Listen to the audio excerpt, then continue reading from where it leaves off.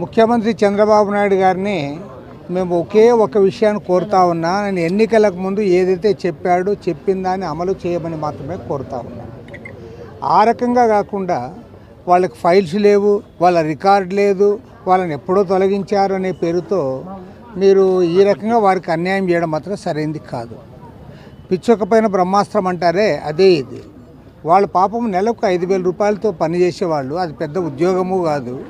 పోన్లే దానికి ఏమైనా ఇతరత్ర రిక్రూట్మెంట్ కానీ ఇంకోటి కానీ పెద్దగా జరగలే, లేదంటే వాళ్ళకేం టీఏలు డిఏలు కూడా ఇవ్వడంలే, లేదంటే ఇంక్రిమెంట్స్ ఇవ్వడంలే. వాళ్ళు పర్మనెంట్ ఉద్యోగులు కూడా కాదు. వాళ్ళు ఏదో కింది స్థాయిలో పని చేసుకున్న వాళ్ళపైన మీరు కక్ష సాధింపు ధోరణితో ఈ రకంగా చేయడాన్ని మాత్రం తీవ్రంగా తప్పుపడతా ఉన్నాం.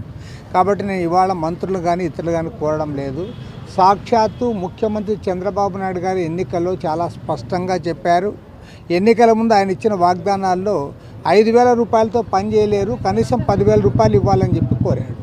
మేము ఇస్తామని కూడా చెప్పారు. ఇవాళ మీరు అధికారానికి వచ్చిన తర్వాత మంత్రివర్గ సమావేశాలు కూడా చర్చించి వారి గురించి మీరు అది ఒక నిర్ణయం తీసుకోకుండా ఉండడం మాత్రం సరైంది కాదు.